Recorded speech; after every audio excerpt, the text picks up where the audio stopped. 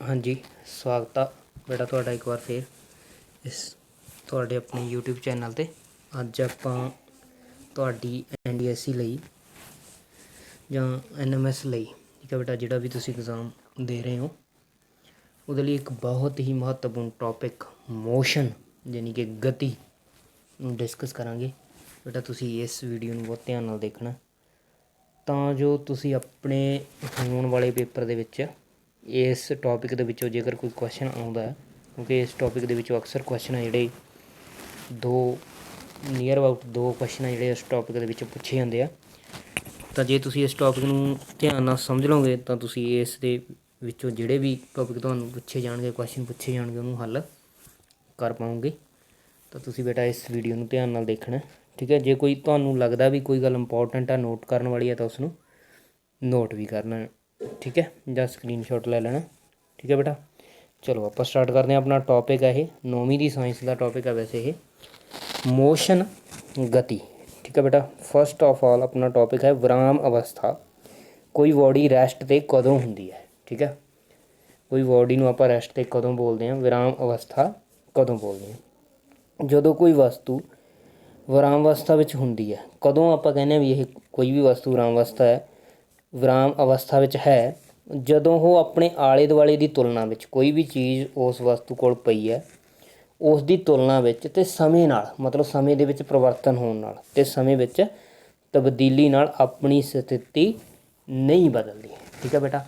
ਕੋਈ ਵਸਤੂ ਰੈਸਟ 'ਤੇ ਕਦੋਂ ਹੁੰਦੀ ਹੈ ਜਾਂ ਵਿਰਾਮ ਅਵਸਥਾ ਵਿੱਚ ਕਦੋਂ ਹੁੰਦੀ ਹੈ, ਉਦੋਂ ਹੁੰਦੀ ਹੈ ਜਦੋਂ ਉਹ ਆਪਣੇ ਆਲੇ ਦੁਆਲੇ ਦੇ ਅਨੁਕੂਲ ਸਮੇਂ ਦੇ ਤਬਦੀਲੀ ਨਾਲ ਆਪਣੀ ਸਥਿਤੀ ਹੈ ਜਿਹੜੀ ਉਹ ਨਹੀਂ ਬਦਲਦੀ, ਠੀਕ ਹੈ। ਉਹ ਸਵੇਰੇ ਜਦੋਂ ਆਪਾਂ ਦੇਖੀ ਕੋਈ ਵਸਤੂ ਉਦੋਂ ਵੀ ਉਸੇ ਮੇਜ਼ 'ਤੇ ਪਈ ਸੀ ਜਿੱਥੇ ਪਹਿਲਾਂ ਪਈ ਸੀ। ਜਦੋਂ ਆਪਾਂ ਸਵੇਰੇ 10 ਵਜੇ ਦੇਖੀ ਉਦੋਂ ਵੀ ਉੱਥੇ ਪਈ ਸੀ ਜਿੱਥੇ ਪਹਿਲਾਂ ਪਈ ਸੀ। ਜਦੋਂ ਆਪਾਂ 12 ਵਜੇ ਦੇਖੀ ਉਦੋਂ ਵੀ ਉਹ ਵਸਤੂ, ਕੋਈ ਵੀ ਵਸਤੂ, ਜਿਹੜੀ ਵੀ ਬੁੱਕ ਜਾਂ ਜਿਹੜੀ ਵੀ ਆਪਾਂ ਗੱਲ ਕਰ ਰਹੇ ਹਾਂ, ਉਹ ਉੱਥੇ ਹੀ ਪਈ ਸੀ। ਤਾਂ ਆਪਾਂ ਉਹਨੂੰ ਕੀ ਕਹਾਂਗੇ, ਜਿਹੜੀ ਉਹ ਬੁੱਕ ਆਪਾਂ ਦੇਖੀ ਸੀ ਜਿਹੜੀ ਮੇਜ਼ 'ਤੇ ਪਈ ਸੀ, 10 ਵਜੇ ਵੀ ਉੱਥੇ ਪਈ ਆ, 12 ਵਜੇ ਵੀ ਉੱਥੇ ਪਈ ਆ, ਤਾਂ ਆਪਾਂ ਉਹ ਕੀ ਕਹਾਂਗੇ ਵੀ ਉਹ ਬੁੱਕ ਆ ਜਿਹੜੀ, ਜਾਂ ਜੋ ਵੀ ਵਸਤੂ ਹੈ ਉਹ ਕੀ ਹੈ, ਰੈਸਟ 'ਤੇ ਹੈ, ਵਿਰਾਮ ਅਵਸਥਾ ਵਿੱਚ ਹੈ। ਕਿਉਂਕਿ ਉਹ ਸਮੇਂ ਦੇ ਹਿਸਾਬ ਨਾਲ ਅਤੇ ਆਪਣੇ ਸਰਾਊਂਡਿੰਗਸ ਦੇ ਹਿਸਾਬ ਨਾਲ, ਆਪਣੇ ਆਲੇ ਦੁਆਲੇ ਦੇ ਹਿਸਾਬ ਨਾਲ ਆਪਣੀ ਸਥਿਤੀ ਹੈ ਜਿਹੜੀ ਉਹ ਨਹੀਂ ਬਦਲ ਰਹੀ, ਠੀਕ ਹੈ। ਜੇ ਕੋਈ ਪੋਜੀਸ਼ਨ ਹੈ ਜਿਹੜੀ ਉਹ ਟਾਈਮ ਦੇ ਨਾਲ ਚੇਂਜ ਨਹੀਂ ਹੋ ਰਹੀ, ਠੀਕ ਹੈ, ਅਤੇ ਸਰਾਊਂਡਿੰਗ ਦੇ ਕੰਪੈਰੀਜ਼ਨ ਦੇ ਵਿੱਚ ਕਿਸੇ ਵਸਤੂ ਦੀ ਪੋਜੀਸ਼ਨ ਆ ਜਿਹੜੀ ਉਹ ਚੇਂਜ ਨਹੀਂ ਹੋ ਰਹੀ ਸਮੇਂ ਦੇ ਹਿਸਾਬ ਨਾਲ, ਟਾਈਮ ਦੇ ਚੇਂਜ ਨਾਲ, ਤਾਂ ਆਪਾਂ ਉਹਨੂੰ ਕਹਾਂਗੇ ਵੀ ਉਹ ਬੋਡੀ ਕਾਹਦੇ 'ਤੇ ਆ, ਵੀ ਰੈਸਟ 'ਤੇ ਹੈ, ਵਿਰਾਮ ਅਵਸਥਾ ਵਿੱਚ ਹੈ, ਠੀਕ ਹੈ ਬੇਟਾ, ਕਲੀਅਰ। ਨੈਕਸਟ ਹੈ ਆਪਣਾ ਗਤੀ ਅਵਸਥਾ, ਯਾਨੀ ਕਿ ਮੋਸ਼ਨ ਵਿੱਚ। ਕੋਈ ਵਸਤੂ ਨੂੰ ਆਪਾਂ ਗਤੀ ਵਿੱਚ ਕਦੋਂ ਕਹਾਂਗੇ, ਮੋਸ਼ਨ ਵਿੱਚ ਕਦੋਂ ਕਹਾਂਗੇ। ਕੋਈ ਵਸਤੂ ਨੂੰ ਆਪਾਂ ਗਤੀ ਅਵਸਥਾ ਵਿੱਚ ਉਦੋਂ ਕਹਾਂਗੇ ਜਦੋਂ ਆਪਣੇ ਆਲੇ ਦੁਆਲੇ ਦੀ ਤੁਲਨਾ ਵਿੱਚ ਉਹ ਆਪਣੀ ਸਥਿਤੀ ਲਗਾਤਾਰ ਬਦਲਦੀ ਹੈ, ਠੀਕ ਹੈ। ਸਮੇਂ ਦੇ ਬਦਲਣ ਨਾਲ ਉਹ ਆਪਣੀ ਸਥਿਤੀ ਹੈ ਜਿਹੜੀ ਉਹ ਲਗਾਤਾਰ ਬਦਲ ਰਹੀ ਹੈ, ਤਾਂ ਉਸ ਨੂੰ ਆਪਾਂ ਕੀ ਕਹਾਂਗੇ ਵੀ ਉਹ ਵਸਤੂ ਕੀ ਹੈ, ਵੀ ਗਤੀ ਅਵਸਥਾ ਵਿੱਚ ਹੈ, ਠੀਕ ਹੈ। ਮੰਨ ਲਓ ਕੋਈ ਵਸਤੂ ਇੱਥੇ ਪਈ ਹੈ, ਠੀਕ ਹੈ, ਪਹਿਲਾਂ ਤਾਂ ਉਹ ਇੱਥੇ ਸੀ। ਮੰਨ ਲਓ ਕੋਈ ਟਾਈਮ ਆਪਾਂ ਲੈ ਲਿਆ ਵੀ 9:30 'ਤੇ ਉਹ ਇੱਥੇ ਸੀ, ਠੀਕ ਹੈ। ਫਿਰ 9:35 'ਤੇ ਉਹ ਇੱਥੇ ਹੋ ਗਈ, 9:45 'ਤੇ ਉਹ ਇੱਥੇ ਹੋ ਗਈ, ਠੀਕ ਹੈ। ਅਤੇ ਸਰਾਊਂਡਿੰਗਸ ਦੇ ਹਿਸਾਬ ਨਾਲ, ਆਪਣੇ ਆਲੇ ਦੁਆਲੇ ਦੇ ਹਿਸਾਬ ਨਾਲ ਅਤੇ ਸਮੇਂ ਦੇ ਹਿਸਾਬ ਨਾਲ ਇਹ ਆਪਣੀ ਸਥਿਤੀ ਹੈ ਜਿਹੜੀ ਉਹ ਲਗਾਤਾਰ ਬਦਲ ਰਹੀ ਹੈ। ਤਾਂ ਆਪਾਂ ਇਸ ਵਸਤੂ ਨੂੰ ਕੀ ਕਹਾਂਗੇ ਵੀ ਇਹ ਕਿਹੜੀ ਅਵਸਥਾ ਵਿੱਚ ਹੈ, ਗਤੀ ਅਵਸਥਾ ਵਿੱਚ ਹੈ, ਠੀਕ ਹੈ ਬੇਟਾ। ਤਾਂ ਇਸ ਨੂੰ ਆਪਾਂ ਕਿਹੜੀ ਅਵਸਥਾ ਵਿੱਚ ਬੋਲਾਂਗੇ, ਗਤੀ ਅਵਸਥਾ ਦੇ ਵਿੱਚ ਬੋਲਾਂਗੇ। ਦਾ ਬੋਡੀ ਇਜ਼ ਇਨ ਮੋਸ਼ਨ, ਇਹ ਬੋਡੀ ਹੈ ਜਿਹੜੀ ਇਹ ਮੋਸ਼ਨ ਦੇ ਵਿੱਚ ਹੈ, ਇਹ ਮੂਵ ਕਰ ਰਹੀ ਹੈ, ਠੀਕ ਹੈ ਬੇਟਾ। ਇੱਕ ਥਾਂ ਤੋਂ ਦੂਸਰੀ ਥਾਂ 'ਤੇ ਇਹ ਮੂਵ ਕਰ ਰਹੀ ਹੈ, ਮੋਸ਼ਨ ਦੇ ਵਿੱਚ ਹੈ, ਕਲੀਅਰ। ਨੈਕਸਟ, ਇੱਕ ਸਮਾਨ ਗਤੀ ਕਿਹੜੀ ਹੁੰਦੀ ਹੈ, ਯੂਨੀਫਾਰਮ ਮੋਸ਼ਨ ਕਿਹੜਾ ਹੁੰਦਾ ਹੈ, ਠੀਕ ਹੈ। ਇੱਕ ਸਮਾਨ ਗਤੀ, ਨਾਮ ਤੋਂ ਹੀ ਕਲੀਅਰ ਹੈ ਵੀ ਯੂਨੀਫਾਰਮ ਮੋਸ਼ਨ। ਜਦੋਂ ਵਸਤੂ ਬਰਾਬਰ ਸਮੇਂ ਅੰਤਰਾਲਾਂ ਵਿੱਚ ਬਰਾਬਰ ਦੂਰੀ ਤੈਅ ਕਰਦੀ ਹੈ ਉਦੋਂ ਉਸ ਦੀ ਗਤੀ ਨੂੰ ਆਪਾਂ ਕੀ ਬੋਲਦੇ ਹਾਂ ਵੀ ਇੱਕ ਸਮਾਨ ਗਤੀ, ਠੀਕ ਹੈ। ਇਕੁਅਲ ਡਿਸਟੈਂਸ ਇਨ ਇਕੁਅਲ ਟਾਈਮ ਇੰਟਰਵਲਸ, ਠੀਕ ਹੈ। ਮਤਲਬ ਬਰਾਬਰ ਦੂਰੀ ਤੈਅ ਕਰਦੀ ਹੈ ਬਰਾਬਰ ਸਮੇਂ ਅੰਤਰਾਲਾਂ ਦੇ ਵਿੱਚ, ਠੀਕ ਹੈ। ਮਤਲਬ 10 ਮਿੰਟ ਦੇ ਫਰਕ ਨਾਲ ਆਪਾਂ ਦੇਖ ਰਹੇ ਹਾਂ ਵੀ ਕਿੰਨੀ ਦੂਰੀ ਤੈਅ ਕੀਤੀ। ਮੰਨ ਲਓ ਉਹਨੇ ਪਹਿਲੇ 10 ਮਿੰਟਾਂ ਦੇ ਵਿੱਚ 20 ਕਿਲੋਮੀਟਰ ਤੈਅ ਕੀਤਾ, ਅਗਲੇ 10 ਦੇ ਵਿੱਚ ਉਹਨੇ ਫਿਰ 20 ਕਿਲੋਮੀਟਰ ਤੈਅ ਕੀਤਾ, ਮਤਲਬ ਟੋਟਲ 20 ਦੇ ਵਿੱਚ ਉਹਨੇ 40 ਕੀਤਾ, ਠੀਕ ਹੈ। ਤਾਂ ਉਹ ਬਰਾਬਰ ਦੂਰੀ ਤੈਅ ਕਰ ਰਹੀ ਹੈ ਬਰਾਬਰ ਸਮੇਂ ਅੰਤਰਾਲਾਂ ਵਿੱਚ, ਤਾਂ ਉਸ ਨੂੰ ਆਪਾਂ ਕੀ ਬੋਲਾਂਗੇ ਵੀ ਯੂਨੀਫਾਰਮ ਮੋਸ਼ਨ, ਮਤਲਬ ਇੱਕ ਸਮਾਨ ਗਤੀ, ਕਲੀਅਰ। ਨੈਕਸਟ ਵੀ ਆਪਣਾ ਹੈਗਾ ਅਸਮਾਨ ਗਤੀ, ਨੋਨ ਯੂਨੀਫਾਰਮ ਮੋਸ਼ਨ। ਇਹ ਵੀ ਕਲੀਅਰ ਹੀ ਨਾਮ ਤੋਂ ਹੀ ਪਤਾ ਲੱਗੀ ਜਾਂਦੀ ਆ ਵੀ ਬਰਾਬਰ ਸਮੇਂ ਅੰਤਰਾਲਾਂ ਦੇ ਵਿੱਚ ਬਰਾਬਰ ਦੂਰੀ ਨਹੀਂ ਤੈਅ ਕਰਦੀ, ਬਰਾਬਰ ਸਮੇਂ ਅੰਤਰਾਲਾਂ ਦੇ ਵਿੱਚ ਬਰਾਬਰ ਦੂਰੀ ਤੈਅ ਨਹੀਂ ਕਰਦੀ, ਤਾਂ ਉਸ ਨੂੰ ਆਪਾਂ ਉਸ ਦੀ ਗਤੀ ਨੂੰ ਕੀ ਬੋਲਾਂਗੇ ਵੀ ਅਸਮਾਨ ਗਤੀ, ਨੋਨ ਯੂਨੀਫਾਰਮ ਮੋਸ਼ਨ। ਠੀਕ ਹੈ, ਚਲੋ ਆਪਾਂ ਐਗਜ਼ਾਮਪਲ ਨਾਲ ਇਸ ਨੂੰ ਸਮਝਦੇ ਹਾਂ। ਦੇਖੋ ਬੇਟਾ, ਇੱਕ ਵਸਤੂ A ਦੁਆਰਾ ਤੈਅ ਕੀਤੀ ਗਈ ਦੂਰੀ ਮੀਟਰ ਦੇ ਵਿੱਚ ਅਤੇ ਵਸਤੂ B ਦੁਆਰਾ ਤੈਅ ਕੀਤੀ ਗਈ ਦੂਰੀ ਮੀਟਰ ਦੇ ਵਿੱਚ। ਇੱਧਰਲੇ ਪਾਸੇ ਸਮਾਂ ਹੈ ਤਾਂ ਆਪਾਂ ਸਮੇਂ ਦੇ ਹਿਸਾਬ ਨਾਲ ਦੇਖ ਰਹੇ ਹਾਂ ਵੀ ਇਹ ਦੂਰੀ ਕਿੰਨੀ ਹੈ। ਠੀਕ ਹੈ, ਤੁਸੀਂ ਮੈਨੂੰ ਦੱਸੋਗੇ ਜਿਹੜਾ ਫਸਟ ਆ ਉਹ A ਹੈ, ਜਿਹੜਾ ਸੈਕਿੰਡ ਆ ਉਹ B ਹੈ। ਠੀਕ ਹੈ, ਉਸ ਹਿਸਾਬ ਨਾਲ ਆਪਾਂ ਦੇਖਾਂਗੇ ਵੀ ਕਿਹੜਾ ਮਤਲਬ ਇੱਕ ਸਮਾਨ ਗਤੀ ਵਾਲਾ, ਕਿਹੜਾ ਅਸਮਾਨ ਗਤੀ ਵਾਲਾ, ਮਤਲਬ ਯੂਨੀਫਾਰਮ ਮੋਸ਼ਨ ਦੇ ਵਿੱਚ A ਹੈ ਜਾਂ B ਹੈ। ਚਲੋ ਆਪਾਂ ਦੇਖਦੇ ਹਾਂ। 9:30 ਵਜੇ ਇਸ ਨੇ 10 ਕਿਲੋਮੀਟਰ ਤੈਅ ਕੀਤਾ, 9:45 ਤੇ 20, 10 ਤੇ 30, ਫਿਰ 40, ਫਿਰ 50, 60, 70। ਠੀਕ ਹੈ, ਇੱਧਰੋਂ ਟਾਈਮ ਦੇਖ ਲਓ ਵੀ ਇਕੁਅਲ ਇੰਟਰਵਲ ਹੈ, ਕਿੰਨੇ ਦਾ ਫਰਕ ਹੈ 15 ਮਿੰਟਾਂ ਦਾ, ਇੱਥੇ ਹੀ 15 ਦਾ 15 ਦਾ 15 ਦੇ ਮਿੰਟਾਂ ਦਾ ਫਰਕ ਆ। ਮਤਲਬ ਇਕੁਅਲ ਇੰਟਰਵਲ ਦੇ ਵਿੱਚ ਇਹ ਇਕੁਅਲ ਡਿਸਟੈਂਸ ਆ ਜਿਹੜੀ ਉਹ ਟਰੈਵਲ ਕਰ ਰਹੀ ਆ, ਹਰੇਕ 15 ਮਿੰਟਾਂ ਦੇ ਵਿੱਚ ਇਹ 10 ਕਿਲੋਮੀਟਰ ਤੈਅ ਕਰ ਰਹੀ ਹੈ। ਠੀਕ ਹੈ ਨਾ, ਇੱਕ ਸਮਾਨ ਗਤੀ ਹੈ ਨਾ ਬੇਟਾ, ਇਹਨੂੰ ਆਪਾਂ ਕੀ ਬੋਲਾਂਗੇ ਬੋਡੀ A ਆ, ਜਿਹੜੀ ਵਸਤੂ A ਹੈ, body A is in uniform motion. ਜਿਹੜੀ ਵਸਤੂ A ਆ ਇੱਕ ਸਮਾਨ ਗਤੀ ਨਾਲ ਗਤੀ ਕਰ ਰਹੀ ਹੈ, ਇੱਕ ਸਮਾਨ ਗਤੀ ਆ ਉਹਦੀ। ਠੀਕ ਹੈ ਬੇਟਾ, ਹੁਣ B ਲਈ ਦੇਖਦੇ ਹਾਂ ਆਪਾਂ। 9:30 ਵਜੇ ਉਸਨੇ 12 ਕਿਲੋਮੀਟਰ ਤੈਅ ਕੀਤਾ, 9:45 ਤੇ ਉਸਨੇ 19 ਤੈਅ ਕੀਤਾ, ਮਤਲਬ ਕਿੰਨੇ ਦਾ ਫਰਕ ਪੈ ਗਿਆ ਵੀ 7 ਕਿਲੋਮੀਟਰ ਦਾ। ਅੱਗੇ 10 ਵਜੇ ਉਹਨੇ 23 ਤੈਅ ਕੀਤਾ, ਕਿੰਨੇ ਦਾ 4 ਦਾ ਫਰਕ ਪੈ ਗਿਆ। ਅੱਗੇ ਫਿਰ ਵੀ ਕਿੰਨੇ ਦਾ ਫਰਕ ਪੈ ਗਿਆ 12 ਦਾ। ਠੀਕ ਹੈ, ਮਤਲਬ ਇਹਦੀ ਜਿਹੜੀ ਸਪੀਡ ਹੈ, ਇਹਦੀ ਜਿਹੜੀ ਗਤੀ ਹੈ ਉਹ ਯੂਨੀਫਾਰਮ ਨਹੀਂ ਹੈ। ਸਮੇਂ ਇਕੁਅਲ ਸਮੇਂ ਦੇ ਵਿੱਚ ਇਹ ਇਕੁਅਲ ਡਿਸਟੈਂਸ ਆ ਜਿਹੜੀ ਉਹ ਟਰੈਵਲ ਨਹੀਂ ਕਰ ਰਹੀ, ਇਕੁਅਲ ਸਮੇਂ ਦੇ ਵਿੱਚ ਇੱਕੋ ਜਿਹੇ ਸਮੇਂ ਅੰਤਰਾਲਾਂ ਦੇ ਵਿੱਚ ਇਹ ਬਰਾਬਰ ਦੂਰੀ ਤੈਅ ਨਹੀਂ ਕਰ ਰਹੀ। ਇਸ ਕਰਕੇ ਜਿਹੜੀ ਬੋਡੀ B ਹੈ, ਵਸਤੂ B ਹੈ, ਉਹ ਕੀ ਹੈ ਵੀ ਨੋਨ ਯੂਨੀਫਾਰਮ ਮੋਸ਼ਨ ਦੇ ਵਿੱਚ ਹੈ। ਠੀਕ ਆ, ਅਸਮਾਨ ਗਤੀ ਹੈ। A ਹੈ ਜਿਹੜੀ ਉਹ ਸਮਾਨ ਗਤੀ ਨਾਲ ਚੱਲ ਰਹੀ ਹੈ, ਇੱਕ ਸਮਾਨ ਗਤੀ ਨਾਲ। B ਹੈ ਜਿਹੜੀ ਉਹ ਅਸਮਾਨ ਗਤੀ ਨਾਲ ਚੱਲ ਰਹੀ ਹੈ। ਤੁਹਾਨੂੰ ਇਹੋ ਜਿਹਾ ਗ੍ਰਾਫ ਦੇ ਸਕਦੇ ਨੇ, ਇਹੋ ਜਿਹੀ ਸਾਰਣੀ ਦੇ ਸਕਦੇ ਨੇ ਜਾਂ ਗ੍ਰਾਫ ਦੇ ਸਕਦੇ ਨੇ, ਉਸ ਦੇ ਵਿੱਚ ਤੁਹਾਨੂੰ ਪੁੱਛ ਸਕਦੇ ਨੇ ਵੀ ਬੋਡੀ A ਹੈ ਜਾਂ B ਉਹ ਕਿਹੜੇ ਮੋਸ਼ਨ ਦੇ ਵਿੱਚ ਹੈ, ਤਾਂ ਤੁਸੀਂ ਇੱਥੋਂ ਦੱਸ ਸਕਦੇ ਹੋ। ਠੀਕ ਹੈ ਬੇਟਾ, ਨੈਕਸਟ ਆਪਣਾ ਹੈ ਮੋਸਟ ਇੰਪੋਰਟੈਂਟ ਟੋਪਿਕ ਚਾਲ। ਠੀਕ ਹੈ, ਚਲੋ ਆਪਾਂ ਚਾਲ ਤੋਂ ਗੱਲ ਕਰਨ ਤੋਂ ਪਹਿਲਾਂ ਆਪਾਂ ਦੂਰੀ ਅਤੇ ਵਿਸਥਾਪਨ ਬਾਰੇ ਗੱਲ ਕਰ ਲੈਂਦੇ ਹਾਂ। ਵੈਸੇ ਤਾਂ ਤੁਹਾਨੂੰ ਪਤਾ ਹੀ ਹੋਏਗਾ ਦੂਰੀ ਕੀ ਹੁੰਦੀ ਹੈ। ਠੀਕ ਹੈ, ਦੂਰੀ ਕੀ ਹੁੰਦੀ ਹੈ ਵੀ ਦੂਰੀ ਕਿਸੇ ਵੀ ਦੋ ਪੁਆਇੰਟ ਦੇ ਵਿਚਕਾਰ ਦੀ ਦੂਰੀ ਆਪਾਂ ਗੱਲ ਕਰਦੇ ਹਾਂ ਵੀ ਡਿਸਟੈਂਸ। ਠੀਕ ਹੈ, ਦੂਰੀ ਬੋਲਦੇ ਹਾਂ ਉਹਨੂੰ ਆਪਾਂ। ਚੇਂਜ ਕਰਦੀ ਹੈ ਕੋਈ ਵਸਤੂ, ਆਪਣੀ ਪੋਜੀਸ਼ਨ ਨੂੰ ਚੇਂਜ ਕਰਦੀ ਹੈ। ਉਹ ਜਿਹੜਾ ਪਹਿਲਾਂ ਵਾਲੀ ਪੋਜੀਸ਼ਨ ਅਤੇ ਬਾਅਦ ਵਾਲੀ ਪੋਜੀਸ਼ਨ ਦੇ ਵਿੱਚ ਜਿਹੜਾ ਉਹਨਾਂ ਦਾ ਡਿਫਰੈਂਸ ਆਉਂਦਾ ਉਹਨੂੰ ਆਪਾਂ ਕੀ ਬੋਲਦੇ ਹਾਂ, ਉਹਨਾਂ ਦੇ ਵਿਚਕਾਰ ਦੀ ਦੂਰੀ। ਠੀਕ ਹੈ, ਮੰਨ ਲਓ ਆਪਾਂ A B C D, ਆਪਾਂ D ਤੱਕ ਜਾਣਾ ਤਾਂ ਮੈਂ ਤੁਹਾਨੂੰ ਕਲੀਅਰ ਕਰਦਾ ਵੀ A B C D, ਆਪਾਂ D ਤੱਕ ਜਾਣਾ, ਆਪਾਂ ਇਸ ਹਿਸਾਬ ਨਾਲ ਗਏ, ਇਸ ਰਸਤੇ ਗਏ। ਠੀਕ ਹੈ, ਇਹ ਜਿਹੜੀ ਹੈ ਇਹ ਆਪਣੀ ਹੈਗੀ ਹੈ ਵੀ ਦੂਰੀ। A ਤੋਂ ਲੈ ਕੇ D ਤੱਕ ਦੀ ਕੀ ਹੈ ਇਹ ਦੂਰੀ ਹੈ। ਮੰਨ ਲਓ ਇਹ 5 ਕਿਲੋਮੀਟਰ ਹੈ, ਇਹ 4 ਹੈ, ਇਹ ਮੰਨ ਲਓ 3 ਹੈ, ਤਾਂ ਕਿੰਨੀ ਹੋ ਗਈ ਵੀ 5 ਤੇ 4 9 ਤੇ 3 12। ਮਤਲਬ A ਅਤੇ B ਦੀ ਵਿਚਕਾਰ ਦੀ ਦੂਰੀ ਕਿੰਨੀ ਹੋ ਗਈ 12 ਕਿਲੋਮੀਟਰ। ਠੀਕ ਹੈ, ਇੱਕ ਟਰਮ ਹੁੰਦੀ ਆਪਣੇ ਕੋਲ ਵਿਸਥਾਪਨ। ਵਿਸਥਾਪਨ ਆ ਜਿਹੜੀ ਉਹ ਵੈਕਟਰ ਕੁਆਂਟਿਟੀ ਹੈ। ਵਿਸਥਾਪਨ, ਦੂਰੀ ਨੂੰ ਆਪਾਂ ਡਿਸਟੈਂਸ ਬੋਲਦੇ ਹਾਂ, ਵਿਸਥਾਪਨ ਨੂੰ ਆਪਾਂ ਡਿਸਪਲੇਸਮੈਂਟ ਬੋਲਦੇ ਹਾਂ। ਠੀਕ ਹੈ, ਕਿਸੇ ਨਿਸ਼ਚਿਤ ਦਿਸ਼ਾ ਵਿੱਚ ਤੈਅ ਕੀਤੀ ਗਈ ਦੂਰੀ ਨੂੰ ਆਪਾਂ ਕੀ ਬੋਲਦੇ ਹਾਂ ਬੇਟਾ ਵਿਸਥਾਪਨ ਬੋਲਦੇ ਹਾਂ। ਕਿਸੇ ਨਿਸ਼ਚਿਤ ਦਿਸ਼ਾ ਵਿੱਚ ਤੈਅ ਕੀਤੀ ਗਈ ਦੂਰੀ। ਠੀਕ ਹੈ, ਡਿਸਟੈਂਸ ਟਰੈਵਲ ਇਨ ਪਾਰਟੀਕੂਲਰ ਡਾਇਰੈਕਸ਼ਨ। ਠੀਕ ਹੈ, ਇਜ਼ ਨੋਨ ਐਜ਼ ਡਿਸਪਲੇਸਮੈਂਟ, ਯਾਨੀ ਕਿ ਵਿਸਥਾਪਨ।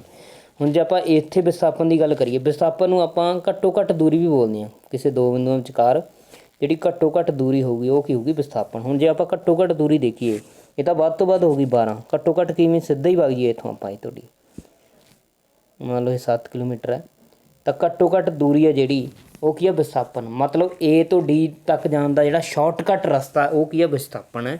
ਜਿਵੇਂ ਇੱਥੇ 7 ਕਿਲੋਮੀਟਰ ਹੈ, ਜੇ ਆਪਾਂ ਦੂਰੀ ਦੇਖੀਏ ਵੀ ਉਹਨਾਂ ਦੇ ਵਿੱਚ 12 ਕਿਲੋਮੀਟਰ ਸੀਗੀ, ਜੇ ਆਪਾਂ ਵਿਸਥਾਪਨ ਦੇਖਿਆ ਉਹ ਕੀ ਆ ਵੀ 7 ਕਿਲੋਮੀਟਰ ਹੈ ਨਾ। ਜਿਹੜਾ ਆਪਾਂ ਕਿਸੇ ਵੀ ਮਤਲਬ ਇੱਕ ਪਿੰਡ ਤੋਂ ਦੂਸਰੇ ਪਿੰਡ ਤੱਕ ਜਾਣ ਲਈ ਜਾਂ ਇੱਕ ਸ਼ਹਿਰ ਤੋਂ ਦੂਸਰੇ ਸ਼ਹਿਰ ਤੱਕ ਜਾਣ ਲਈ ਦੋ ਰਸਤੇ ਹੁੰਦੇ ਨੇ। ਇੱਕ ਤਾਂ ਹੁੰਦਾ ਵੀ ਬਾਏ ਰੋਡ ਆਪਾਂ ਜਾ ਰਹੇ ਹਾਂ ਸਿੱਧੇ, ਠੀਕ ਹੈ, ਉਹਨੂੰ ਆਪਾਂ ਦੂਰੀ ਬੋਲਦੇ ਹਾਂ। ਇੱਕ ਹੁੰਦਾ ਸ਼ਾਰਟਕੱਟ ਹੈ ਨਾ, ਆਪਾਂ ਜਿਹਨੂੰ ਬੋਲਦੇ ਹਾਂ ਵੀ ਸ਼ਾਰਟਕਟ ਹੋਵੇ ਰਸਤਾ, ਵੀ ਛੇਤੀ ਪਹੁੰਚ ਜਾਈਏ। ਜਿਹੜਾ ਉਹ ਸ਼ਾਰਟਕਟ ਰਸਤਾ ਨਾ ਕਿਸੇ ਵੀ ਦੋ ਸ਼ਹਿਰਾਂ ਜਾਂ ਪਿੰਡਾਂ ਵਿਚਕਾਰਲਾ, ਠੀਕ ਹੈ, ਜਿੱਥੇ ਵੀ ਆਪਾਂ ਜਾ ਰਹੇ ਹਾਂ ਤਾਂ ਉਸ ਸ਼ਾਰਟਕਟ ਨੂੰ ਆਪਾਂ ਕੀ ਬੋਲਦੇ ਹਾਂ, ਮਿਨੀਮਮ ਡਿਸਟੈਂਸ ਨੂੰ ਆਪਾਂ ਕੀ ਬੋਲਦੇ ਹਾਂ ਬੇਟਾ, ਘੱਟੋ ਘੱਟ ਦੂਰੀ ਨੂੰ ਆਪਾਂ ਕੀ ਬੋਲਦੇ ਹਾਂ, ਡਿਸਪਲੇਸਮੈਂਟ ਜਾਂ ਵਿਸਥਾਪਨ। ਇਹ ਵੈਕਟਰ ਕੁਆਂਟਿਟੀ ਹੈ, ਠੀਕ ਹੈ। ਕਿਹੜੀ ਕੁਆਂਟਿਟੀ ਹੈ ਇਹ? ਵੈਕਟਰ। ਅਤੇ ਦੂਰੀ ਕਿਹੜੀ ਕੁਆਂਟਿਟੀ ਹੈ ਵੀ? ਸਕੇਲਰ ਕੁਆਂਟਿਟੀ ਹੈ, ਠੀਕ ਹੈ। ਇਹ ਕਿਸੇ ਵੀ ਡਾਇਰੈਕਸ਼ਨ ਦੇ ਵਿੱਚ ਹੋ ਸਕਦੀ ਹੈ, ਪਰ ਇਸ ਲਈ ਕੋਈ ਨਿਸ਼ਚਿਤ ਡਾਇਰੈਕਸ਼ਨ ਹੈ ਜਿਹੜੀ ਉਹ ਹੋਊਗੀ, ਠੀਕ ਹੈ। ਕਲੀਅਰ। ਚਲੋ ਹੁਣ ਆਪਾਂ ਗੱਲ ਕਰਦੇ ਹਾਂ ਚਾਲ ਜਾਂ ਸਪੀਡ ਦੀ। ਚਾਲ ਕੀ ਹੁੰਦੀ ਹੈ ਜਾਂ ਸਪੀਡ? ਕਿਸੇ ਵਸਤੂ ਦੁਆਰਾ ਇਕਾਈ ਸਮੇਂ ਵਿੱਚ ਤੈਅ ਕੀਤੀ ਗਈ ਦੂਰੀ ਨੂੰ ਚਾਲ ਕਿਹਾ ਜਾਂਦਾ ਹੈ, ਠੀਕ ਹੈ। ਡਿਸਟੈਂਸ ਟਰੈਵਲ ਵਾਇਆ ਬੋਡੀ ਇਨ ਯੂਨਿਟ ਟਾਈਮ, ਠੀਕ ਹੈ, ਇਜ਼ ਨੋਨ ਐਜ਼ ਸਪੀਡ। ਮਤਲਬ ਚਾਲ ਬਰਾਬਰ ਦੂਰੀ ਬਟਾ ਸਮਾਂ। Speed is equal to distance upon time. Speed is equal to distance upon time. ਇਹ ਫਾਰਮੂਲਾ ਨੋਟ ਕਰ ਲਓ ਬੇਟਾ। ਵੀ ਨੂੰ ਜੇ ਆਪਾਂ ਸਪੀਡ ਨਾਲ ਲਿਖ ਰਹੇ ਹਾਂ ਤਾਂ V is equal to S upon T. ਇਹ ਫਾਰਮੂਲਾ ਆਪਦੇ ਧਿਆਨ 'ਚ ਰੱਖੋ। V is equal to S upon T. ਇਹ ਆਪਣੇ ਨੁਮੈਰੀਕਲ ਜਿਹੜੇ ਆਉਂਦੇ ਨੇ ਤੁਹਾਨੂੰ ਪੇਪਰ ਦੇ ਉਹਦੇ ਵਿੱਚ ਕੰਮ ਆਏਗਾ। V is equal to S upon T, ਜਾਂ ਆਪਾਂ ਇਹਨੂੰ ਐਂ ਵੀ ਲਿਖ ਦਿੰਦੇ ਹਾਂ S is equal to V T. S ਆ ਜਿਹੜਾ ਇੱਥੇ ਵਿਸਥਾਪਨ ਜਾਂ ਦੂਰੀ ਹੈ, ਵੀ ਚਾਲ, ਠੀਕ ਹੈ, ਜਾਂ ਸਪੀਡ, ਟੀ ਕੀ ਇੱਥੇ ਟਾਈਮ ਜਾਂ ਸਮਾਂ, ਠੀਕ ਹੈ। ਹੁਣ ਅੱਗੇ ਗੱਲ ਆ ਗਈ ਆਪਣੀ ਵੈਲੋਸਿਟੀ ਦੀ, ਯਾਨੀ ਕਿ ਵੇਗ ਦੀ। ਇੱਕ ਨਿਸ਼ਚਿਤ ਦਿਸ਼ਾ ਵਿੱਚ ਕਿਸੇ ਵਸਤੂ ਦੀ ਚਾਲ ਨੂੰ ਉਸ ਦਾ ਵੇਗ ਆਖਦੇ ਹਨ। ਕੋਈ ਨਿਸ਼ਚਿਤ ਦਿਸ਼ਾ ਦੇ ਵਿੱਚ ਕਿਸੇ ਵਸਤੂ ਦੀ ਚਾਲ ਹੈ, ਉਹ ਕੀ ਆ ਵੀ? ਉਸ ਦਾ ਵੇਗ ਹੈ। ਜੇ ਕੋਈ ਦਿਸ਼ਾ ਹੀ ਹੈ ਨਹੀਂ, ਜਿਵੇਂ ਆਪਾਂ ਪਹਿਲਾਂ ਗੱਲ ਕੀਤੀ ਸੀ ਇੱਥੋਂ ਦੀ ਏ ਤੋਂ ਲੈ ਕੇ ਆਪਾਂ ਡੀ ਤੱਕ ਆਏ, ਜਿਹੜੀ ਇਹ ਹੈ ਇੱਧਰ ਦੀ ਆਏ, ਇਹ ਹੈਗੀ ਇਹਦੀ ਚਾਲ। ਇਹਦੀ ਕੋਈ ਨਿਸ਼ਚਿਤ ਦਿਸ਼ਾ ਨਹੀਂ, ਲਗਾਤਾਰ ਦਿਸ਼ਾ ਬਦਲ ਰਹੀ ਹੈ। ਜੇ ਆਪਾਂ ਏ ਤੋਂ ਡੀ ਸਿੱਧਾ ਆ ਗਏ, ਮਤਲਬ ਆਪਾਂ ਵਿਸਥਾਪਨ ਤੈਅ ਕੀਤਾ, ਤਾਂ ਏ ਤੋਂ ਡੀ ਤੱਕ ਸਿੱਧਾ ਜਿਹੜਾ ਆਵਾਂਗੇ ਇਹਨੂੰ ਆਪਾਂ ਕੀ ਬੋਲਾਂਗੇ ਬੇਟਾ? ਵੈਲੋਸਿਟੀ ਜਾਂ ਵੇਗ ਬੋਲਾਂਗੇ, ਠੀਕ ਹੈ। ਏ ਤੋਂ ਆਪਾਂ ਵਾਈ ਬੀ ਸੀ ਆ ਰਹੇ ਹਾਂ ਤਾਂ ਉਹਨੂੰ ਆਪਾਂ ਚਾਲ ਬੋਲਾਂਗੇ ਡੀ ਤੱਕ ਪਹੁੰਚਣ ਲਈ। ਜੇ ਆਪਾਂ ਏ ਤੋਂ ਸਿੱਧਾ ਡੀ ਤੱਕ ਆ ਰਹੇ ਹਾਂ, ਸਿੱਧਾ ਮਤਲਬ ਵਿਸਥਾਪਨ ਤੈਅ ਕਰਕੇ ਆ ਰਹੇ ਹਾਂ, ਡਿਸਪਲੇਸਮੈਂਟ ਤੈਅ ਕਰਕੇ ਆ ਰਹੇ ਹਾਂ, ਤਾਂ ਉਸਨੂੰ ਆਪਾਂ ਕੀ ਬੋਲਾਂਗੇ? ਉਹਦੀ ਵੈਲੋਸਿਟੀ ਜਾਂ ਵੇਗ। ਕਲੀਅਰ। ਚਲੋ ਔਸਤ ਵੇਗ ਕੀ ਹੁੰਦਾ? ਐਵਰੇਜ ਵੈਲੋਸਿਟੀ ਕੀ ਹੁੰਦੀ ਹੈ? ਬਹੁਤ ਇੰਪੋਰਟੈਂਟ। ਕੀ ਹੁੰਦੀ ਹੈ ਬੇਟਾ? ਕਿਸੇ ਵਸਤੂ ਦਾ ਆਰੰਭਿਕ ਵੇਗ, ਮਤਲਬ ਸ਼ੁਰੂ ਦੇ ਵਿੱਚ ਉਹਦਾ ਵੇਗ ਕਿੰਨਾ ਸੀ, ਬਾਅਦ ਦੇ ਵਿੱਚ ਮਤਲਬ ਫਾਈਨਲ ਵੇਗ ਉਹਦਾ ਕਿੰਨਾ ਸੀ, ਉਹਨਾਂ ਦਾ ਜੋੜ ਕਰਕੇ ਦੋ ਨਾਲ ਕੀ ਕਰ ਦਾਂਗੇ ਆਪਾਂ? ਭਾਗ। Initial velocity plus final velocity divided by 2 is called average velocity. Initial ਅਤੇ ਫਾਈਨਲ ਵੈਲੋਸਿਟੀ ਦਾ ਆਪਾਂ ਜੋੜ ਕਰ ਦਾਂਗੇ, ਆਪਣੇ ਕੋਲ ਐਵਰੇਜ ਵੈਲੋਸਿਟੀ ਨਿਕਲ ਜਾਏਗੀ, ਠੀਕ ਹੈ। ਕੁਐਸਚਨ ਆ ਸਕਦਾ ਨੂਮੈਰੀਕਲ ਇਹਦੇ 'ਤੇ। ਚਲੋ ਅੱਗੇ ਆਪਣਾ ਨੈਕਸਟ ਟੋਪਿਕ ਹੈਗਾ ਵੀ ਪ੍ਰਵੇਗ, ਐਕਸਲੇਸ਼ਨ। ਕਿਸੇ ਵਸਤੂ ਦੇ ਵੇਗ ਵਿੱਚ ਪਰਿਵਰਤਨ ਦੀ ਦਰ ਨੂੰ ਉਸ ਦਾ ਪ੍ਰਵੇਗ ਆਖਦੇ ਹਨ। ਵੀ ਵੇਗ ਦੇ ਵਿੱਚ ਉਹਦੇ ਲਗਾਤਾਰ ਪਰਿਵਰਤਨ ਹੋ ਰਿਹਾ, ਉਹਦੀ ਚਾਲ ਦੇ ਵਿੱਚ ਪਰਿਵਰਤਨ ਹੋ ਰਿਹਾ। ਮੰਨ ਲਓ ਕੋਈ ਬੱਸ ਜਾ ਰਹੀ ਹੈ, ਪਹਿਲਾਂ ਉਹ 60 ਕਿਲੋਮੀਟਰ ਪ੍ਰਤੀ ਘੰਟੇ ਦੀ ਰਫ਼ਤਾਰ ਨਾਲ ਚੱਲ ਰਹੀ ਸੀ, ਫਿਰ ਉਹ ਅੱਧਾ ਕੁ ਘੰਟਾ ਇਸੇ ਰਫ਼ਤਾਰ ਨਾਲ ਚੱਲੀ, ਫਿਰ ਉਹ 70 ਕਿਲੋਮੀਟਰ ਦੀ ਰਫ਼ਤਾਰ ਨਾਲ ਹੋ ਗਈ, ਫਿਰ ਅੱਗੇ ਜਾ ਕੇ ਉਹ 50 ਕਿਲੋਮੀਟਰ ਦੀ ਰਫ਼ਤਾਰ ਨਾਲ ਹੋ ਗਈ, ਫਿਰ ਉਹ 80 ਕਿਲੋਮੀਟਰ ਦੀ ਰਫ਼ਤਾਰ ਨਾਲ ਹੋ ਗਈ। ਉਸ ਦੇ ਵਿੱਚ ਲਗਾਤਾਰ ਪਰਿਵਰਤਨ ਹੋ ਰਿਹਾ ਨਾ ਵੇਗ ਵਿੱਚ, ਉਸ ਦੀ ਵੇਗ ਵਿੱਚ ਪਰਿਵਰਤਨ ਦੀ ਦਰ ਹੋਊਗੀ ਜਿਹੜੀ, ਬਟਾ ਸਮਾਂ ਲਿਖਾਂਗੇ, ਵੇਗ ਵਿੱਚ ਪਰਿਵਰਤਨ ਬਟਾ ਸਮਾਂ। ਉਸ ਨੂੰ ਆਪਾਂ ਕੀ ਬੋਲਾਂਗੇ ਬੇਟਾ? ਉਹਦਾ ਐਕਸਲੇਸ਼ਨ ਬੋਲਾਂਗੇ। ਉਸ ਦਾ ਕੀ ਬੋਲਾਂਗੇ ਆਪਾਂ? ਪ੍ਰਵੇਗ ਬੋਲਾਂਗੇ, ਠੀਕ ਹੈ। ਵੇਗ ਵਿੱਚ ਪਰਿਵਰਤਨ ਦੀ ਦਰ ਨੂੰ ਆਪਾਂ ਕੀ ਬੋਲਦੇ ਹਾਂ ਬੇਟਾ? ਪ੍ਰਵੇਗ, ਠੀਕ ਹੈ। ਭਾਵ ਪ੍ਰਵੇਗ ਬਰਾਬਰ ਵੇਗ ਵਿੱਚ ਪਰਿਵਰਤਨ ਬਟਾ ਲੱਗਿਆ ਸਮਾਂ। ਵੇਗ ਵਿੱਚ ਕਿੰਨਾ ਪਰਿਵਰਤਨ ਹੋਇਆ ਬਟਾ ਲੱਗਿਆ ਸਮਾਂ। ਦੇਖੋ ਬਾਇਓ ਮੈਥਮੈਟਿਕਲੀ ਸਮਝਦੇ ਇਹਨੂੰ। ਜੇ ਕਿਸੇ ਵਸਤੂ ਦਾ ਵੇਗ ਯਾਨੀ ਕਿ ਆਰੰਭਿਕ ਵੇਗ ਪਹਿਲਾਂ u ਸੀਗਾ, u ਤੋਂ ਬਾਅਦ v ਹੋ ਗਿਆ, ਜਿਵੇਂ ਮੈਂ ਕਹਿ ਰਿਹਾ ਸੀ ਤੁਹਾਨੂੰ ਵੀ ਪਹਿਲਾਂ 60 ਸੀਗਾ ਫਿਰ ਬਾਅਦ 'ਚ 70 ਹੋ ਗਿਆ, ਠੀਕ ਹੈ। ਉਹ ਤਾਂ ਉਸਦਾ ਪ੍ਰਵੇਗ ਕਿਵੇਂ ਨਿਕਲੇਗਾ? ਵੀ ਵੇਗ ਵਿੱਚ ਪਰਿਵਰਤਨ ਦੀ ਦਰ ਮਤਲਬ v ਦੇ ਵਿੱਚੋਂ u ਕੱਢਾਂਗੇ, ਇਹੀ ਪਰਿਵਰਤਨ ਹੋਇਆ ਨਾ। ਪਹਿਲਾਂ ਉਹਦਾ ਇਨੀਸ਼ੀਅਲ ਕੀ ਸੀ ਵੀ u ਸੀਗਾ, ਸ਼ੁਰੂ ਦੇ ਵਿੱਚ u ਵੇਗ ਸੀ, ਬਾਅਦ ਦੇ ਵਿੱਚ v ਹੋ ਗਿਆ, ਤਾਂ v ਮਾਈਨਸ u, ਇਹ ਚੇਂਜ ਹੋਇਆ ਬਟਾ t ਟਾਈਮ ਸਮਾਂ। ਤਾਂ ਇਸ ਨੂੰ ਆਪਾਂ ਕੀ ਬੋਲਾਂਗੇ ਵੀ ਇਹਦਾ ਪ੍ਰਵੇਗ, acceleration. A is equal to V minus U ਬਟਾ ਟੀ। ਇੰਪੋਰਟੈਂਟ ਹੈ, ਇਹਨੂੰ ਨੋਟ ਕਰ ਲਓ। ਇਹਦੇ ਬੇਸ 'ਤੇ ਤੁਹਾਨੂੰ ਨੂਮੈਰੀਕਲ ਪੇਪਰ ਦੇ ਵਿੱਚ ਆ ਸਕਦਾ ਹੈ, ਠੀਕ ਹੈ। ਵੀ ਤੁਹਾਨੂੰ ਆਰੰਭਿਕ ਵੇਗ ਦਿੱਤਾ ਹੋਵੇ, ਫਾਈਨਲ ਵੇਗ ਦਿੱਤਾ ਹੋਵੇ ਅਤੇ ਟਾਈਮ ਦਿੱਤਾ, ਤੁਹਾਨੂੰ ਕਹਿ ਦੇਣ ਵੀ ਪ੍ਰਵੇਗ ਪਤਾ ਕਰੋ, ਠੀਕ ਹੈ। ਤਾਂ ਪ੍ਰਵੇਗ ਕਿਵੇਂ ਨਿਕਲੇਗਾ? A is equal to V minus U ਬਟਾ ਟੀ। ਕਲੀਅਰ। ਅੱਗੇ ਹੈ ਇੱਕ ਸਮਾਨ ਪ੍ਰਵੇਗ, ਯੂਨੀਫਾਰਮ ਐਕਸਲੇਸ਼ਨ। ਇਹ ਕੀ ਹੈ ਵੀ? ਜਦੋਂ ਕੋਈ ਵਸਤੂ ਸਰਲ ਰੇਖਾ ਵਿੱਚ ਚੱਲਦੀ ਹੈ ਅਤੇ ਇਸ ਦਾ ਵੇਗ ਬਰਾਬਰ ਸਮੇਂ ਅੰਤਰਾਲਾਂ ਵਿੱਚ ਬਰਾਬਰ ਮਾਤਰਾ ਵਿੱਚ ਘਟਦਾ ਜਾਂ ਵੱਧਦਾ ਹੈ, ਤਾਂ ਇਸ ਦੇ ਪ੍ਰਵੇਗ ਨੂੰ ਇੱਕ ਸਮਾਨ ਪ੍ਰਵੇਗ ਕਿਹਾ ਜਾਂਦਾ, ਯੂਨੀਫਾਰਮ ਐਕਸਲੇਸ਼ਨ ਕਿਹਾ ਜਾਂਦਾ। ਕੀ ਆ ਵੀ ਜਦੋਂ ਕੋਈ ਵਸਤੂ ਸਰਲ ਰੇਖਾ ਵਿੱਚ ਚੱਲ ਰਹੀ ਹੈ ਤਾਂ ਉਸ ਦੀ ਵੈਲੋਸਿਟੀ ਹੈ ਜਿਹੜੀ ਇਕੁਅਲ ਇੰਟਰਵਲ ਦੇ ਵਿੱਚ, ਇਕੁਅਲ ਟਾਈਮ ਇੰਟਰਵਲ ਦੇ ਵਿੱਚ ਇਕੁਅਲੀ ਇਨਕਰੀਜ਼ ਕਰਦੀ ਆ ਔਰ ਡਿਕਰੀਜ਼ ਕਰਦੀ ਆ। ਠੀਕ ਹੈ, ਇਕੁਅਲ ਸਮੇਂ ਅੰਤਰਾਲਾਂ ਦੇ ਵਿੱਚ ਵੱਧਦੀ ਆ ਜਾਂ ਘਟਦੀ ਆ, ਉਸ ਨੂੰ ਆਪਾਂ ਬੋਲਦੇ ਹਾਂ ਉਸ ਦਾ ਇੱਕ ਸਮਾਨ ਪ੍ਰਵੇਗ। ਠੀਕ ਹੈ, ਉਸ ਦਾ ਜਿਹੜਾ ਪ੍ਰਵੇਗ ਹੋਊਗਾ ਉਹ ਕੀ ਹੋਊਗਾ ਵੀ ਇੱਕ ਸਮਾਨ ਪ੍ਰਵੇਗ ਹੋਊਗਾ, ਮਤਲਬ ਯੂਨੀਫਾਰਮ ਐਕਸਲੇਸ਼ਨ ਹੋਊਗਾ। ਠੀਕ ਹੈ, ਉਦਾਹਰਨ ਵਜੋਂ ਐਗਜ਼ਾਮਪਲ ਕੀ ਆ ਵੀ ਸੁਤੰਤਰ ਰੂਪ ਵਿੱਚ ਆਪਣੇ ਆਪ ਡਿੱਗਦੀ ਹੋਈ ਕਿਸੇ ਵਸਤੂ ਦਾ ਪ੍ਰਵੇਗ ਫਰੀਲੀ ਫਾਲ, ਕੋਈ ਵਸਤੂ ਉੱਪਰੋਂ ਡਿੱਗ ਰਹੀ ਹੈ ਤਾਂ ਇਸ ਵਸਤੂ ਦਾ ਜਿਹੜਾ ਪ੍ਰਵੇਗ ਹੋਊਗਾ, ਇਸ ਵਸਤੂ ਦਾ ਜਿਹੜਾ ਐਕਸਲੇਸ਼ਨ ਹੋਊਗਾ ਉਹਨੂੰ ਆਪਾਂ ਕੀ ਬੋਲਾਂਗੇ ਵੀ ਯੂਨੀਫਾਰਮਲੀ ਐਕਸਲੇਟਡ, ਯੂਨੀਫਾਰਮ ਐਕਸਲੇਸ਼ਨ ਬੋਲਾਂਗੇ। ਠੀਕ ਹੈ, ਅਤੇ ਐਵੇਂ ਅਸਮਾਨ ਪ੍ਰਵੇਗ ਹੋਊਗਾ, ਇਹ ਇੱਕ ਸਮਾਨ ਪ੍ਰਵੇਗ ਸੀ। ਇੱਕ ਅਸਮਾਨ ਪ੍ਰਵੇਗ ਵੀ ਹੁੰਦਾ ਵੀ ਅਸਮਾਨ ਪ੍ਰਵੇਗ ਦੇ ਵਿੱਚ ਜਿਹੜਾ ਵੇਗ ਆ ਉਹ ਅਸਮਾਨ ਦਰ ਨਾਲ ਬਦਲਦਾ ਵੀ ਕਦੇ ਵੱਧ ਗਿਆ ਕਦੇ ਘੱਟ ਗਿਆ, ਸਿੱਧਾ ਸਮਾਨ ਦਰ ਨਾਲ ਨਹੀਂ ਬਦਲਦਾ।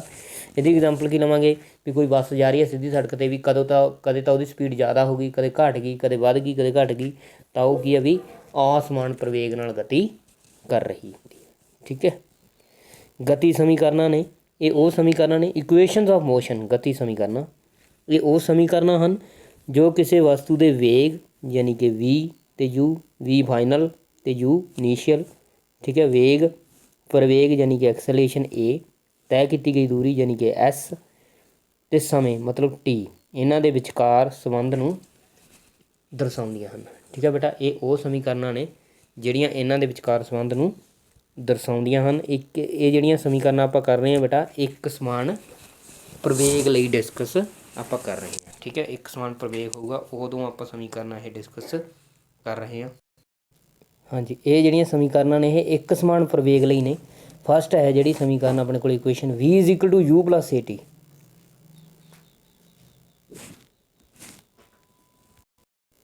ਕਿਹੜੀ ਆ ਵੀ v is equal to u plus a t. ਇਹ ਸਮੀਕਰਨ ਇਹਨੂੰ ਧਿਆਨ 'ਚ ਰੱਖਣਾ, ਇਹਦੇ ਬੇਸ 'ਤੇ ਤੁਹਾਨੂੰ ਨੂਮੈਰੀਕਲ ਪੁੱਛੇ ਜਾਂਦੇ ਨੇ, ਆਪਾਂ ਅਗਲੀ ਵੀਡੀਓ 'ਚ ਵੀ ਡਿਸਕਸ ਕਰਾਂਗੇ। ਇੱਕ ਹੈ s is equal to u t plus half a t square, u ਹੈ ਜਿਹੜਾ ਇਨੀਸ਼ੀਅਲ ਵੇਗ ਹੈ, ਇਹ ਐਕਸਲੇਸ਼ਨ ਹੈ, ਟੀ ਕੀ ਹੈ ਵੀ ਟਾਈਮ, ਐਸ ਕੀ ਹੈ ਉਹਦਾ ਦੂਰੀ ਡਿਸਪਲੇਸਮੈਂਟ। ਠੀਕ ਹੈ, ਨੈਕਸਟ ਹੈ ਆਪਣੇ ਕੋਲ V square minus U square is equal to 2as।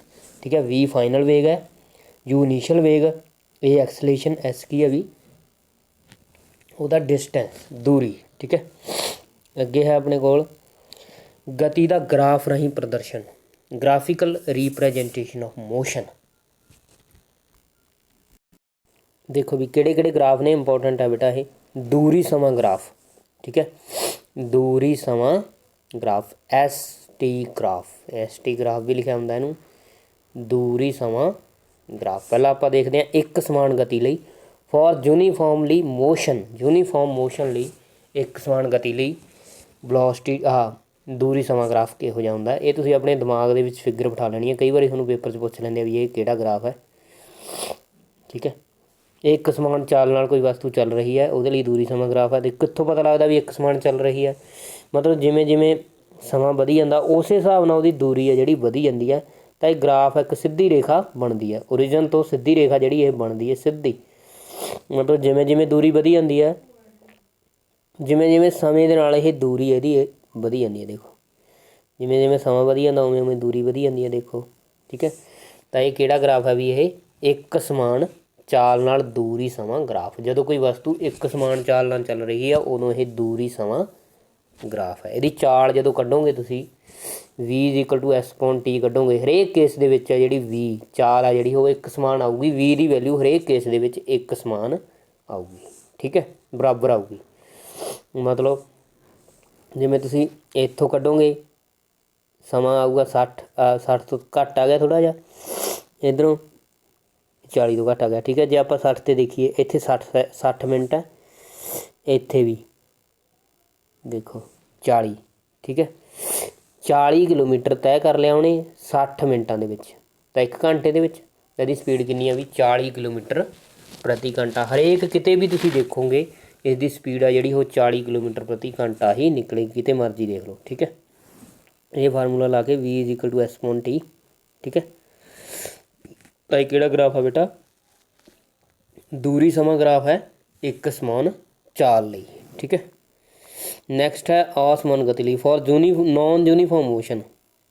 एक असमान चाल ਲਈ दूरी समा ग्राफ है। देखो बेटा चाल आ ਜਿਹੜੀ ਉਹ ਸਮਾਨ ਨਹੀਂ ਹੈਗੀ, ਸਮੇਂ ਦੇ ਹਿਸਾਬ ਨਾਲ ਫਰਕ ਪੈ ਰਿਹਾ। ਦੇਖੋ ਇੱਥੇ ਦੇਖੋ, ਇੱਥੇ 2 ਦਾ, ਇੱਥੇ ਦੇਖੋ, ਠੀਕ ਹੈ।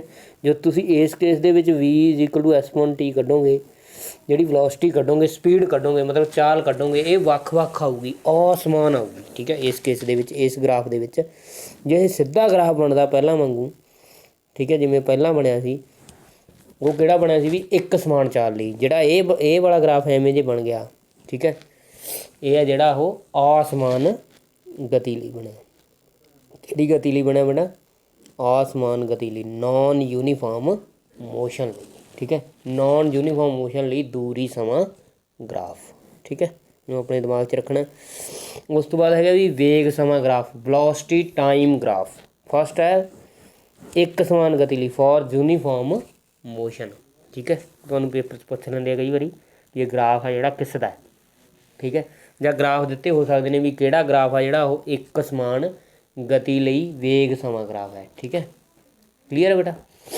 ਚਲੋ ਇੱਕ ਸਮਾਨ ਗਤੀ ਲਈ ਆਪਾਂ ਵੇਗ ਸਮਾਂ ਗ੍ਰਾਫ ਦੇਖਣਾ ਵੀ ਵੇਗ ਅਤੇ ਸਮਾਂ ਗ੍ਰਾਫ। ਇੱਕ ਸਮਾਨ ਗਤੀ ਮਤਲਬ ਵੇਗ ਆ ਜਿਹੜਾ ਉਹ ਸਮਾਨ ਰਹੂਗਾ।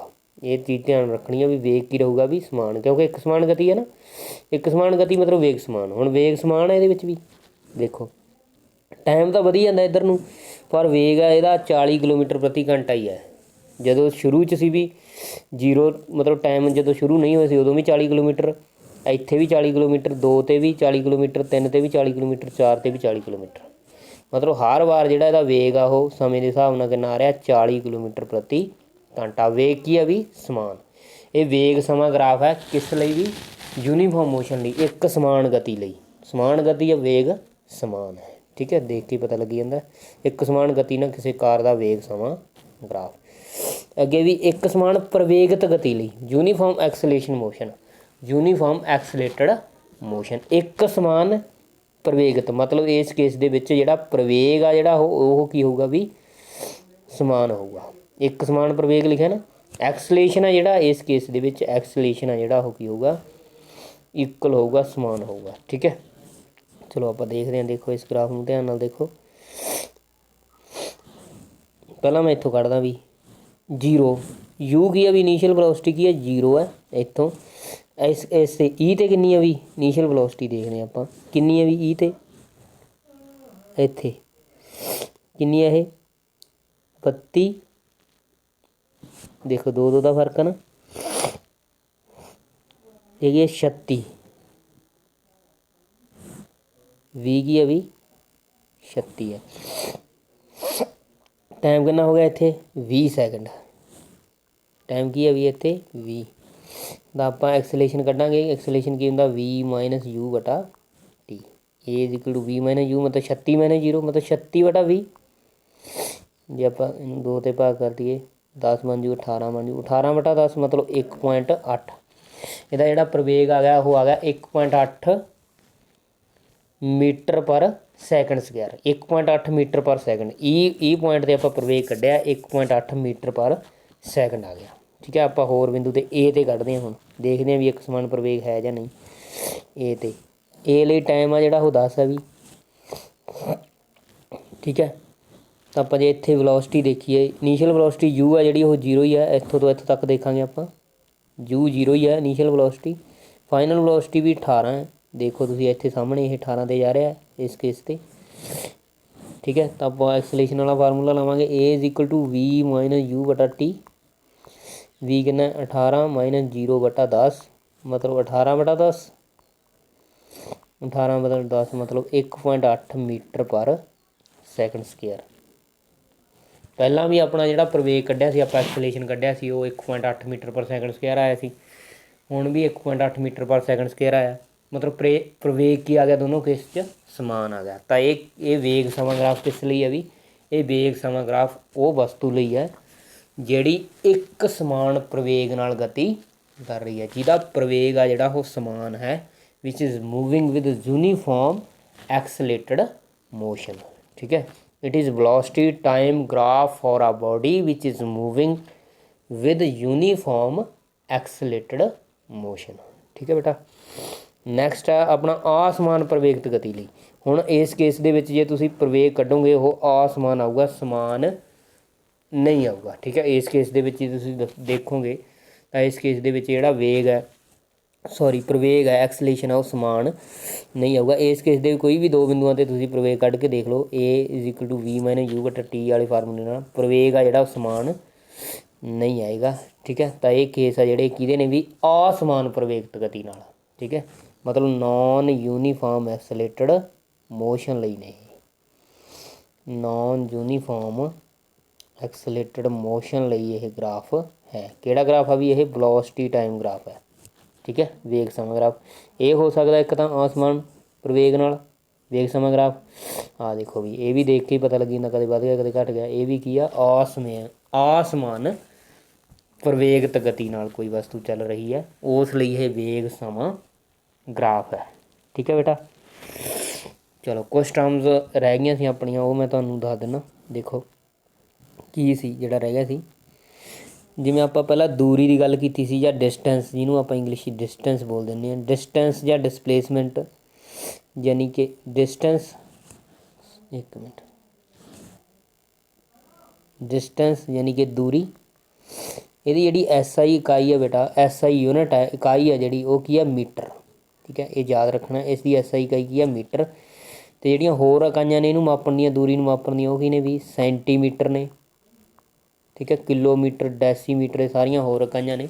ਪਰ ਸਟੈਂਡਰਡ ਇਕਾਈ, ਸਟੈਂਡਰਡ SI ਇਕਾਈ ਆ ਜਿਹੜੀ, ਉਹ ਕਿਹੜੀ ਆ ਵੀ ਇਹਦੀ ਮੀਟਰ ਹੈ।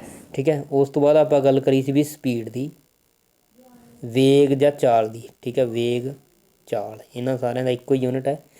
ਇਹ ਕਿਹਦੇ ਬਰਾਬਰ ਹੁੰਦੀ ਸੀ ਵੀ ਦੂਰੀ ਵਟਾ ਸਮਾਂ।